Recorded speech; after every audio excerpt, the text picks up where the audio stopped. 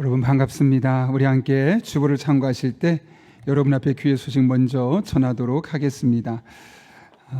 오늘 이제 우리가 은혜와 또 함께 블레싱 데이로 모이게 되는데요.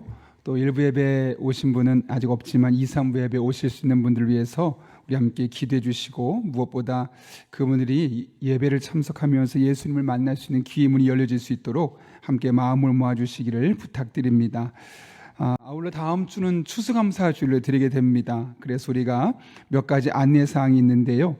우리가 늘 하던 것처럼 추수감사주일에는 우리가 과일을 나누게 됩니다. 과일을 가져오시면 우리 어려운 이웃들에게 함께 나누게 되는데요. 수요일부터 주일까지 1층 로비에 가져다 수거하는 장소에 갖다 주시면 저희가 금요일까지 주신 과일을 특별히 강단 위에 올려서 세팅하고, 그 뒤에 모아진 것은 전체와 함께 어려운 이웃들 위해서 섬기도록 하겠습니다. 적극적으로 참여해 주시면 감사하겠습니다.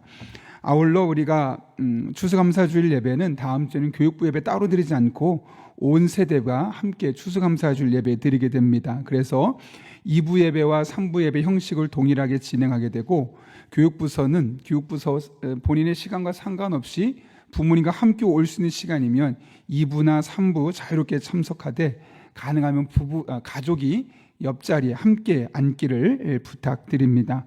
그리고 들어오실 때는 1층 로비로만 들어오셨으면 좋겠고요. 들어오시면서 153 감사 노트를 받으셔서 예배실로 들어오시면 되겠습니다. 그래서 중간에 좀 결단하는 시간이 있고요.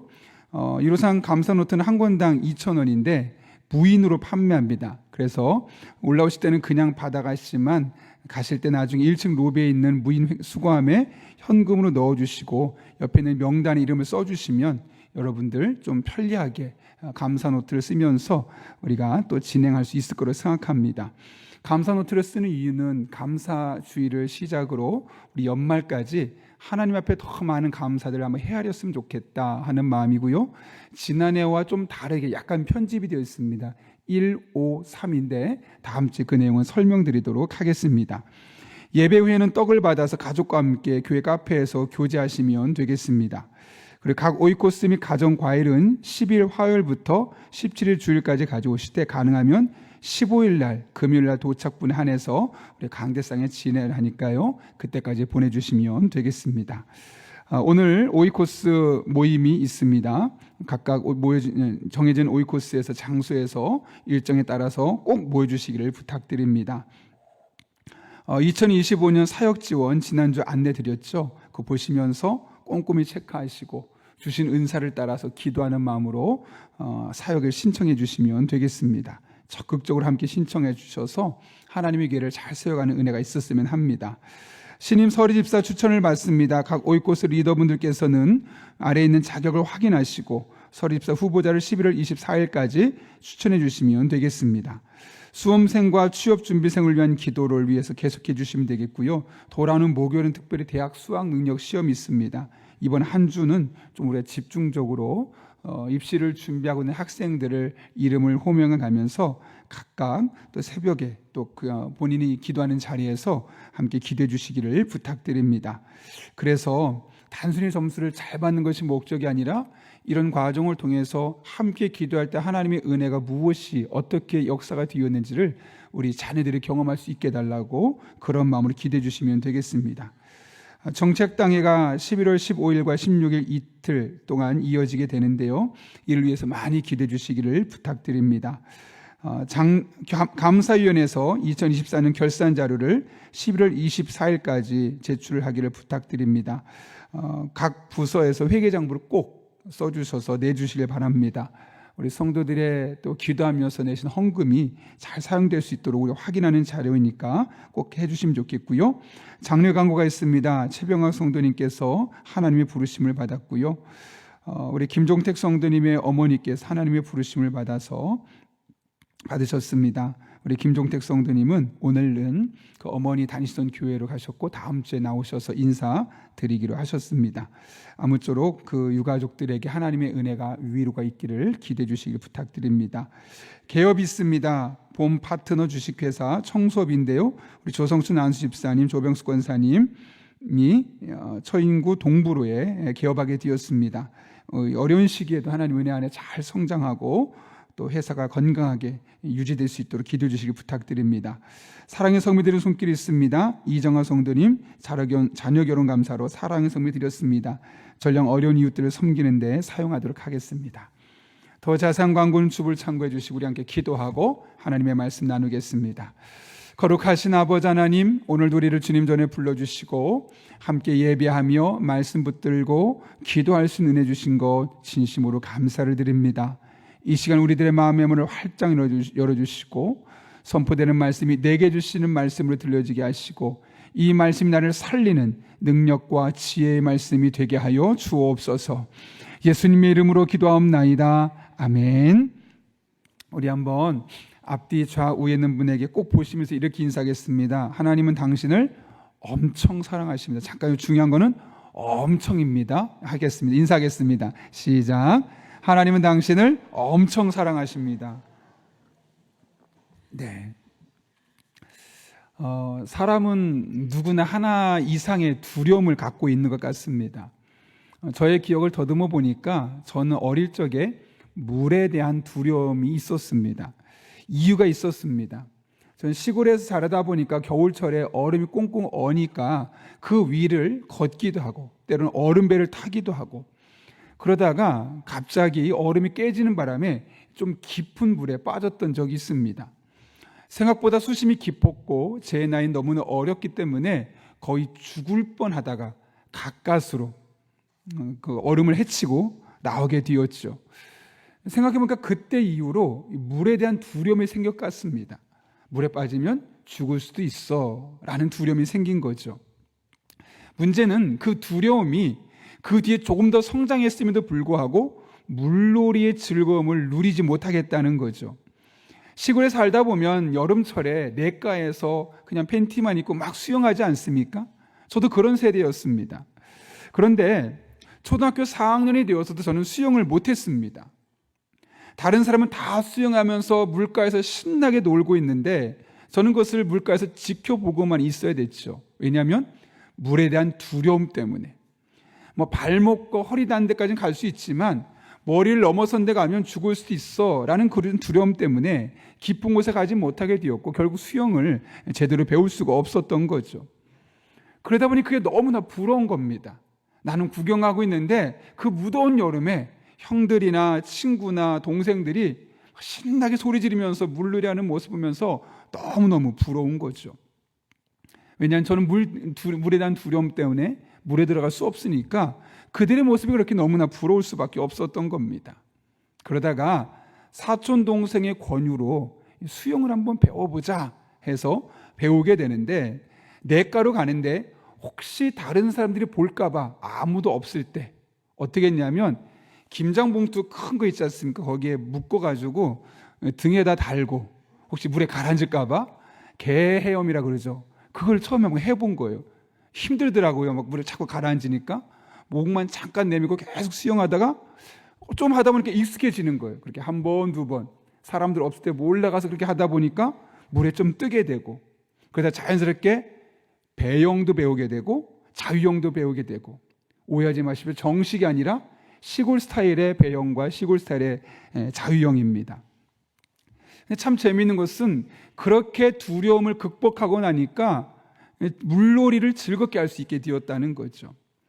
그때 제가 깨달은 것은 물은 결코 두려운 곳이 아닐 수도 있겠구나 라는 것을 깨닫게 되었고 오히려 그 두려움을 극복하게 될 때 더 많은 것들을 누릴 수 있다는 사실을 알 수 있었습니다. 여러분, 오늘 우리가 읽은 말씀, 특별히 10절 말씀은 우리에게 너무나 익숙한 말씀이죠. 어떤 말씀입니까?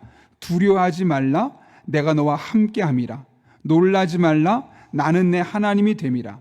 내가 너를 굳세게 하리라. 참으로 너를 도와주리라. 참으로 나의 의로운 오른손으로 너를 붙들리라. 너무나 많이 알려진 말씀입니다. 어떤 분은 이 말씀을 자체를 외울 정도로 우리 그리스도인에게 너무나 익숙한 말씀이고 심지어 이 말씀은 예수님 믿지 않는, 교회 다니지 않은 사람도 한 번쯤은 들어봤을 정도로 널리 알려진 이야기입니다. 여러분, 사람들이 왜 이 말씀을 좋아할까요?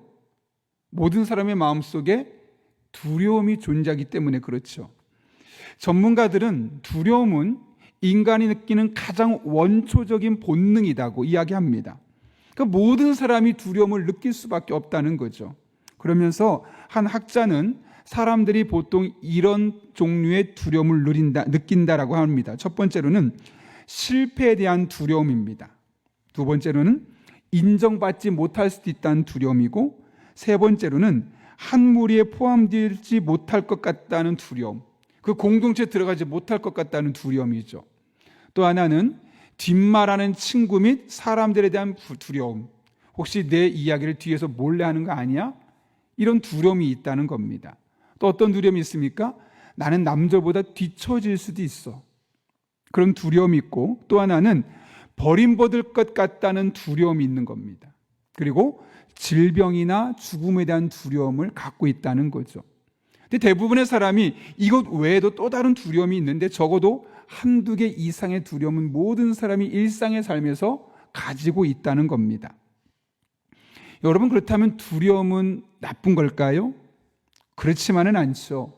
두려움에는 양면성이 있다 그래요. 설교를 준비하면서 세바시 아시죠?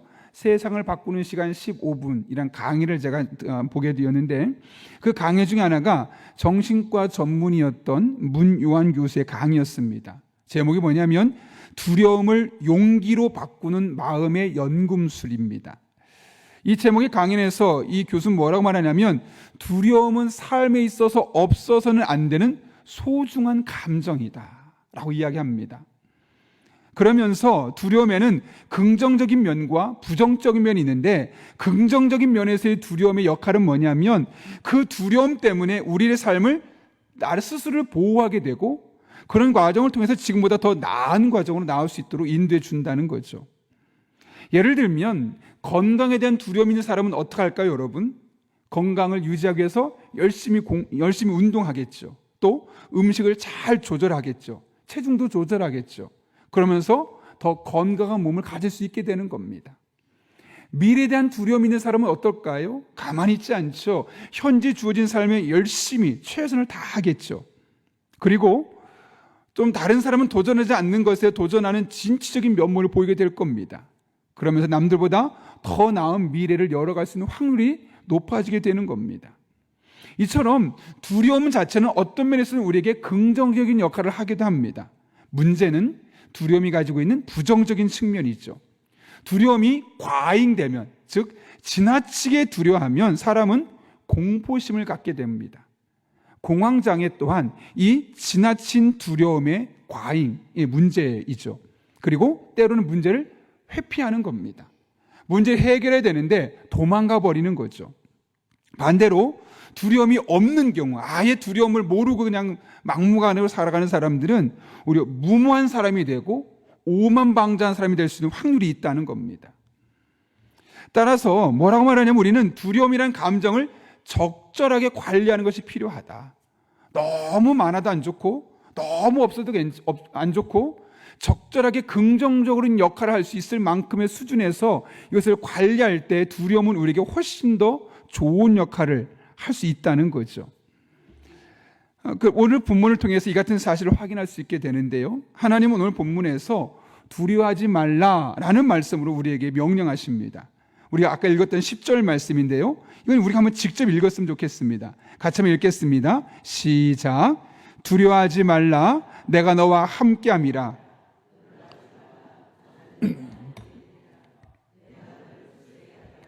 내가 참으로 나의 의로운 오른손으로 너를 붙들리라. 아멘.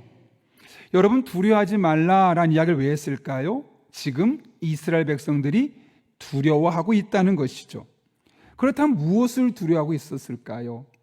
여러분, 이사야가 선지자로 활동하던 시기는 아모스, 호세야, 미가가 활동했던 주전 8세기입니다.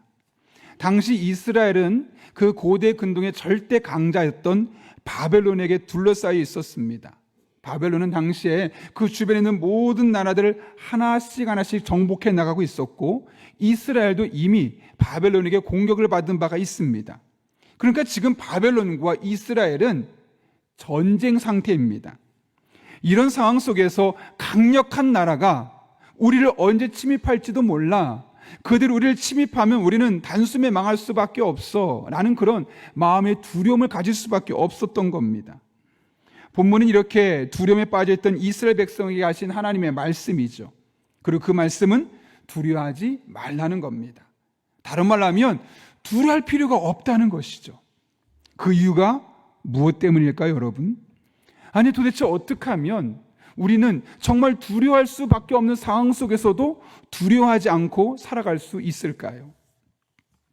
바벨론에 대한 두려움 속에 떨고 있는 이스라엘 백성에게 하나님께서 무엇라고 말씀하시는가? 오늘 본문 8절과 9절 말씀 같이 한번 읽겠습니다. 시작. 그러나 나의 종도 이스라엘아, 내가 택한 야곱아, 나의 벗 아브라함의 자손아, 내가 땅끝에서부터 너를 붙들며 땅 모퉁이에서부터 너를 부르고 내게 이르기를 너는 나의 종이라 내가 너를 택하고 싫어하여 버리지 아니하였다 하였노라. 아멘. 여기 8절과 9절을 보면 하나님께서 이스라엘 백성들을 부르실 때 무슨 표현으로 부르고 계시죠? 나의 종, 나의 벗이라고 부릅니다. 여기서 나의 종이라는 표현이 참 우리가 불편할 수가 있습니다. 노예 아니야? 우리를 종부리듯 한다는 거 아니야? 물론 그런 뜻도 있지만 이 단어는 노예란 뜻도 있지만 왕에게 있어서는 장관들이나 신하들을 일컬을 때 종이라는 말을 쓰기도 합니다. 따라서 오늘 본문에서 하나님께서 이스라엘 백성들을 나의 종이라고 부르셨다는 것은 너희들은 나의 일을 하는 그런 영광스러운 일에 참여하고 있는 사람들이야 라는 것과 마찬가지죠. 그래서 성경을 보게 되면 하나님은 모세를 그래서 나의 종이라고 하셨고요, 다윗 또한 나의 종이라고 부르셨고, 또 구약에 있는 수많은 선지자들을 일컬어 나의 종이라고 부르셨습니다. 그러므로 오늘 본문에서 나의 종이란 말은 단순히 노예가 아니라 마치 하나님의 비서실장쯤 된다고 생각하면 될 것 같습니다. 하나님이 우리에게 맡겨진 영광스러운 일을 감당하고 있는 하나님의 사람들, 얼마나 놀라운 표현인지 모릅니다. 두 번째로 사용한 나의 벗이란 표현은, 벗이란 말만 보면 단순한 친구처럼 보이지만 원문을 보게 되면 좋아하다, 사랑한다 라는 의미를 갖고 있습니다. 그런 뜻을 갖고 있는 아합이라는 단어를 썼죠. 그게 무슨 말이냐면 나의 벗이란 말은 단순히 너는 나의 친구야를 넘어서서 나는 너를 정말 좋아해, 나는 너를 너무나 사랑해, 이런 표현을 하나님께서 하고 계신 겁니다. 심지어 이 나의 벗이란 아합이란 표현이 호세아 3장 1절에 표현되어 있는데 뭐라고 기록하냐면 이렇게 되어 있습니다. 이스라엘 자손이 다른 신을 섬기고 건포도 과자를 즐길지라도 여호와가 그들을 사랑하나니. 우리가 실수하고 잘못하고 하나님을 배신해도 하나님 변함없이 우리를 사랑하신다. 그게 바로 나의 벗이라는 단어가 갖고 있는 의미라는 것이죠. 여러분, 이것이 바로 오늘 본문에서 말하는 이스라엘 백성들이 가지고 있었던 영적인 정체성입니다. 이스라엘 백성들은 하나님의 종이었고 하나님이 사랑하는 하나님의 벗이었다는 것이죠. 우리는 허물 많은 존재들입니다. 늘 실수하고 늘 배신하는 존재들입니다. 그런데 하나님께서는 예수님을 십자가에서 우리의 모든 죄를 대신 지게 하셨고, 그래서 우리의 죄는 용서받게 되었고 우리는 하나님의 사랑을 받는 하나님의 자녀들이 되었죠. 하나님께서 우리를 그렇게 사랑하시는 겁니다. 하나밖에 없는 아들을 십자가에 못 박으실 만큼 우리를 그만큼 많이 사랑하시는 거죠. 그런데 우리를 사랑하신 그 하나님께서 우리가 두려워할 때, 우리가 곤란할 때 우리를 그냥 두실까요? 그렇지 않죠. 반드시 개입하시고 반드시 역사하시고 반드시 우리들의 삶에 놀라운 하나님의 은혜를 베풀어 주시는 것이죠.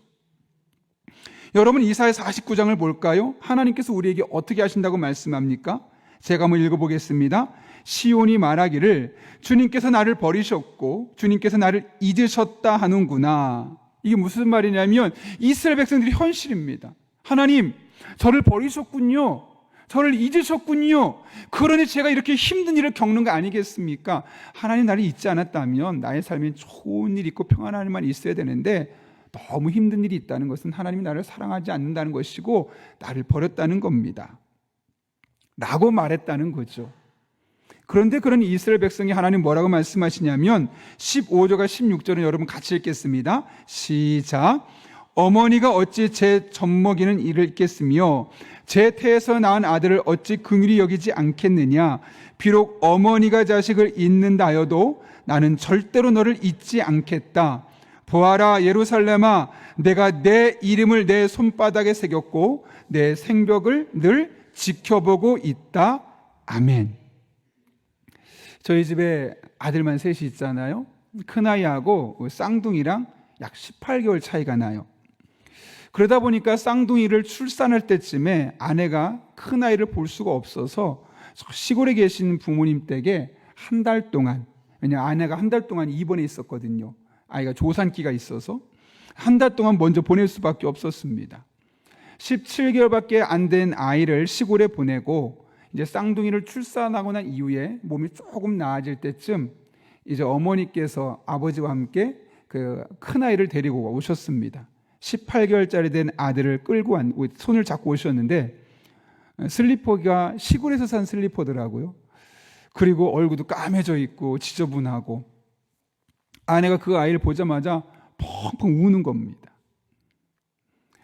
쌍둥이 출산 때문에 겨우 한 달밖에 못 본 것, 한 달 정도밖에 못 본 것이 아닌데 엄마에겐 그 한 달이 마치 10년처럼 100년처럼 느껴졌던 겁니다. 사실 혼자서 아이 셋을 키우는 상황입니다. 그래서 어머니께서 쌍둥이 좀 클 때까지 내가 서진이 큰아이 데리고 잠깐 시골에 가 있을게 했더니 아내가 아니라고 그냥 자기 힘들어도 키우겠다고 하는 겁니다. 18개월짜리 첫째와 신생아 쌍둥이까지 함께 키우겠다는 거죠. 혼자 셋을. 정말 힘든 일입니다. 그런데도 아내에게는 그 아이, 큰아이와 떨어져 있는 한 달이 아이를 키우는 육아노동보다 더 힘들게 느껴졌기 때문에 그런 것이죠. 이유는 단순합니다. 엄마이기 때문에요. 내 품에서 잠깐 아이가 한 달 떠나는 거 이제 못 견디겠다는 거예요. 그게 부모 마음, 특별히 어머니의 마음 아니겠습니까? 그런데 지금 이사야 49장에서 하나님께서 그렇게 말씀하시는 거예요. 뭐라고 말씀합니까?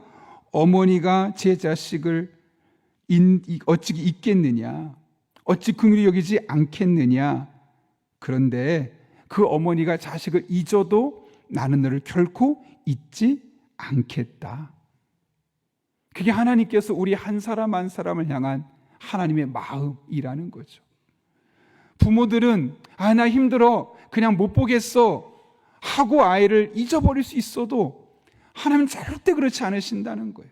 절대 잊을 수도 없고 절대 포기할 수도 없고 우리를 그렇게 사랑하시는 하나님이심을 분명히 말씀하시죠.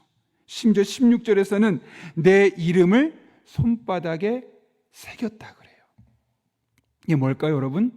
절대로 잊을 수 없다는 거죠. 아니, 절대로 잊을 수 없을 뿐만 아니라 내가 강하게 너를 기억하겠다, 강력하게 기억하겠다는 그런 하나님의 의지가 보이지 않습니까? 이게 누구를 향한 하나님의 마음입니까? 바로 저와 여러분 한 분 한 분을 향한 하나님 아버지의 마음이라는 거죠.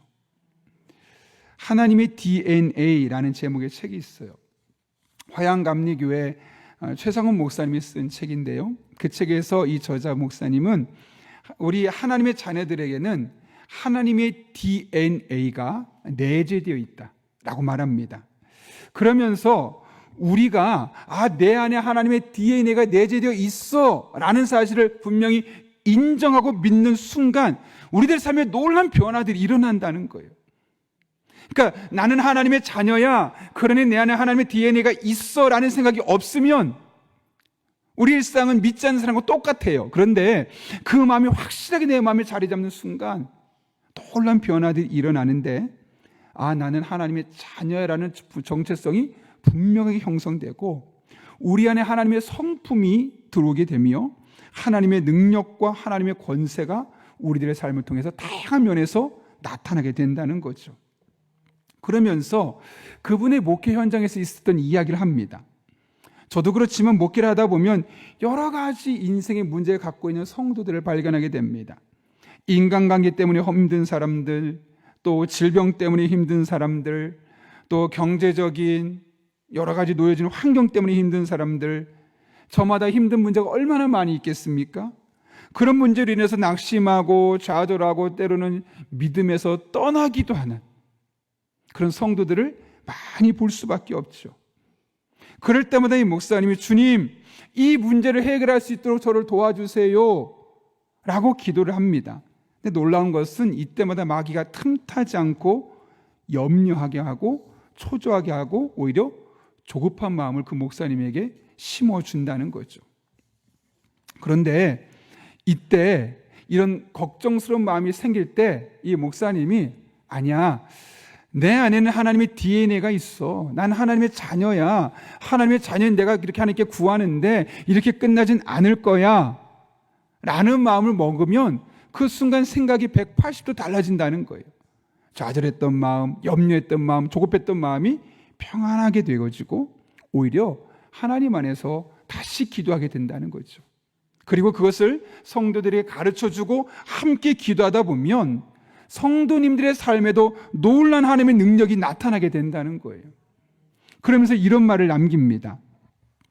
우리의 정체성은 이미 주께서 쓰시겠다고 한 존재, 그리스도 안에 있는 존재이다. 예수님이 십자가에 달려 죽으심으로써 새로운 피조물이 된 존재, 그리스도 안에 있는 존재이다. 그래서 지금도 예수님의 가장 완전한 보호를 받고 예수님이 끝까지 지켜주시며 사랑해 주시는 영적 존재이다. 이것이 바로 우리에게 주신 하나님의 정체성이다. 여러분, 이 사실을 믿으십니까? 정말 믿으십니까? 그렇습니다. 우리가 예수님을 영접하여 하나님의 자녀가 되는 순간, 우리 예수님을 영접하는 순간 우리의 정체성은 하나님의 자녀라는 그 정체성을 갖게 되는 것이죠. 그 상황 속에서 우리가 어떤 외모를 갖고 있느냐, 얼마나 잘생겼느냐, 얼마나 예쁘냐, 얼마나 키가 크거나 작으냐, 몸무게가 어떠냐 하등 중요하지 않습니다. 우리가 얼마나 많은 재산을 가지고 있는지 하나님 보지 않습니다. 여러분이 어떤 능력을 갖고 있는지 그거 하나도 중요하지 않습니다.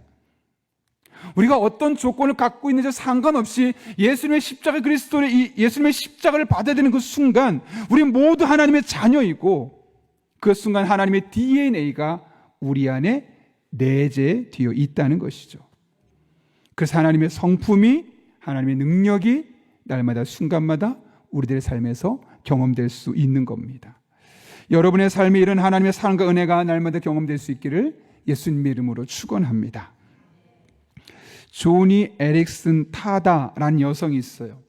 그녀는 승마와 테니스, 등산, 수영을 좋아하는 아주 활발한 10대 여자 소녀였습니다. 그런데 여름에 수영을 하러 갔다가 다이빙을 잘못하는 바람에 목뼈가 부러지고 말았습니다.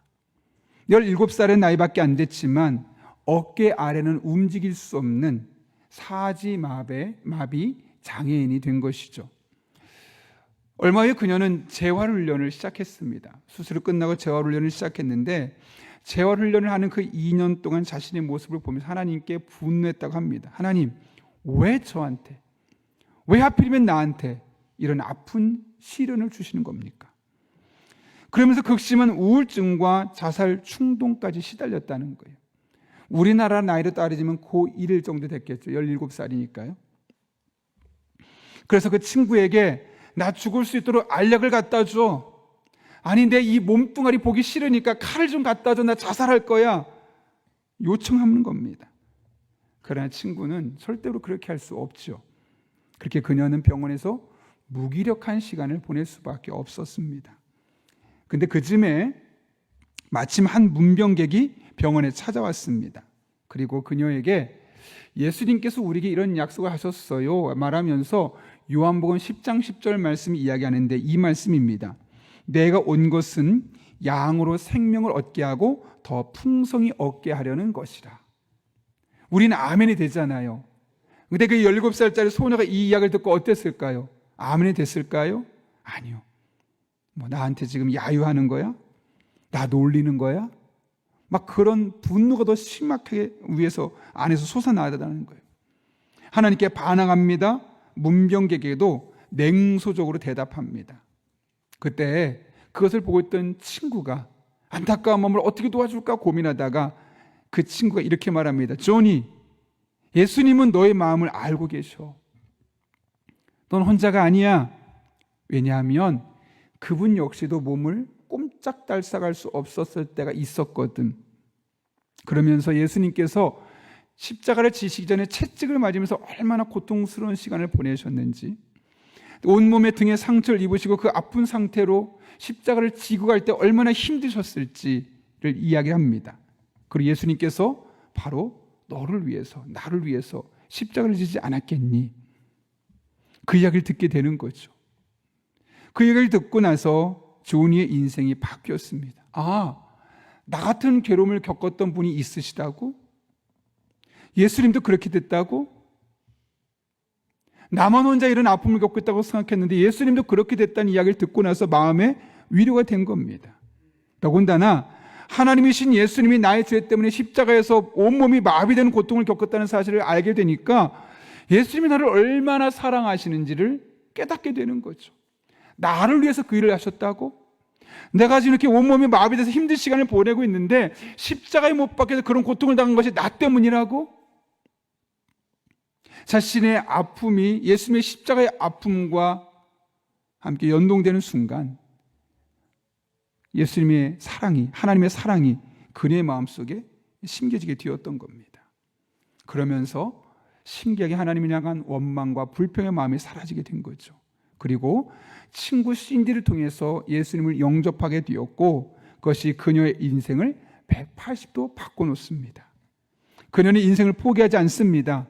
그렇다고 온몸이 건강히 회복되었느냐? 아니요. 여전히 어깨 밑은 쓸 수 없었습니다. 그러나 그녀는 입으로 붓을 물고 그림을 그리는 구족 화가가 됩니다. 그리고 그는 그림을 그릴 때마다 그 그림 밑에다가 PTL이라는 대문자 글씨를 씁니다. Praise the Lord. 여호와를 찬양하라. 어떤 그림을 그려도 모든 그림 밑에 PTL, 여호와를 찬양하라. 어떤 사람이요? 건강하고 돈도 많고 예쁘고 많은 사람이 선망이 되었던 여성이 아니라요, 평생 휠체어를 탈 수밖에 없을 만큼 어깨 밑에 모든 기능을 쓸 수 없었던, 겨우 입으로 그림을 그릴 수밖에 없었던 그녀가 여호와를 찬양하라, 하나님을 찬양하라. 찬양은 감사 아니겠습니까? 그리고 그녀는 그때 경험을 토대로 무려 48권의 책을 썼고 6개의 앨범을 녹음했으며 자신의 생애를 만든 영화화했던 다큐멘터리에 직접 출연하기도 했습니다. 그리고 마침내는 조니와 친구들이라는 한 단체를 설립해서 자신처럼 절망적인 상황을 속에서 마음도 몸도 지쳐서 아무것도 못하고 무기력하게 보내고 있는 사람들에게 자신이 만난 예수님을 소개하고 그들의 소망과 희망을 전하는 사역을 계속해서 감당하고 있다는 것이죠. 여러분, 17세의 소녀가 어떻게 이렇게 절망적인 상황을 이겨낼 수 있었을까요? 그녀의 강력한 의지력 때문입니까? 뛰어난 의술 덕분입니까? 혹은 주변에서 그녀의 마음을 늘 헤아려 줄 수 있었던 좋은 친구가 있었기 때문입니까? 물론 그런 것들이 아예 없었던 것은 아니지만 고통 중에서, 미래에 대한 두려움 속에서 그녀를 향한 하나님의 변함없는 사랑을 발견했고 그 하나님이 나와 함께 하신다는 사실을 그녀가 분명히 깨달았기 때문에 그렇습니다. 우리도 마찬가지입니다. 예수님을 영접한 우리는 하나님의 자녀입니다. 그래서 하나님께서 우리를 눈동자처럼 지켜주시죠. 우리와 동행하시며 능력의 손으로 붙잡아 주셔서 더 이상 넘어지지 않도록 인도해 주십니다. 그것이 바로 오늘 본문 10절의 말씀 아니겠습니까? 여러분, 10절의 말씀을 다시 한번 믿음으로 천천히 읽어보면 이렇습니다. 그냥 읽지 마시고 여기 너를 나로 보시면 되겠습니다. 같이 한번 읽겠습니다. 시작. 두려워하지 말라, 내가 너와 함께함이라. 놀라지 말라, 나는 내 하나님이 됨이라. 내가 너를 굳세게 하리라. 참으로 너를 도와주리라. 참으로 나의 의로운 오른손으로 너를 붙들리라. 아멘. 이것이 바로 하나님의 자녀가 된 저와 여러분을 향한 하나님의 약속의 말씀입니다. 이 약속의 말씀을 붙들고 나아갈 때 우리의 남은 생은 하나님과 동행하고 그분의 오른손의 능력을 힘입어 어려움을 또한 극복하며 살아갈 수 있습니다.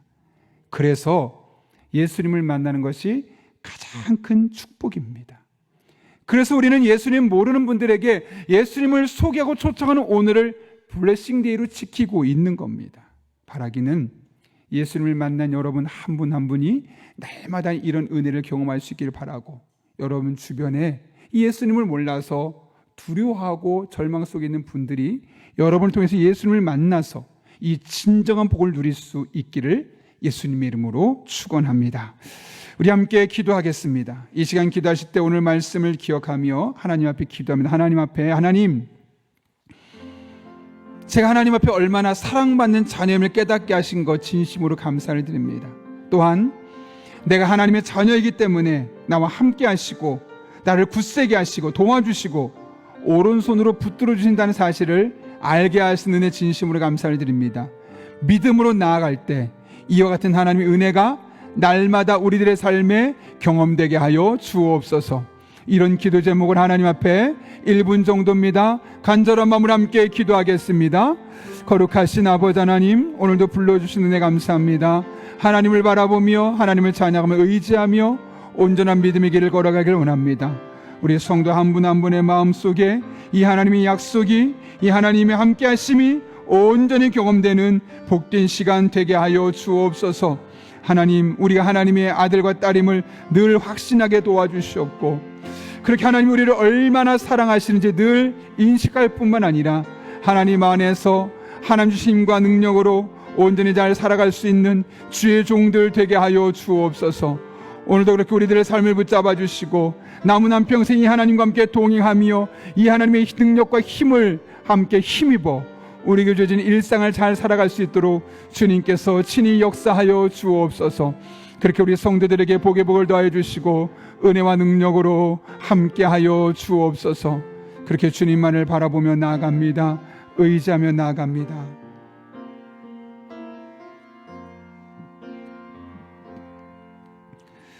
두려워하지 말라, 내가 너와 함께함이라. 놀라지 말라, 나는 내 하나님이 됨이라. 내가 너를 굳세게 하리라. 참으로 너를 도와주리라. 참으로 나의 의로운 오른손으로 너를 붙들리라. 말씀하신 살아계신 아버지 하나님, 우리를 예수 그리스도의 보혈을 통하여 하나님의 자녀로 삼아주시고 그 하나님의 자녀로서 하나님의 사랑을 받으며 하루하루 살아갈 수 있도록 인도하시는 은혜 진심으로 감사를 드립니다. 우리에게 많은 두려움들이 있습니다. 그 두려움을 있는 그대로 보지 않게 하시고 두려움 넘어 우리를 굳세게 하시고 도와주시고 의로운 오른손으로 붙들고 계신 하나님을 믿음의 눈으로 바라보고 오히려 담대하게 나갈 수 있는 주의 종들 되게 하여 주옵소서.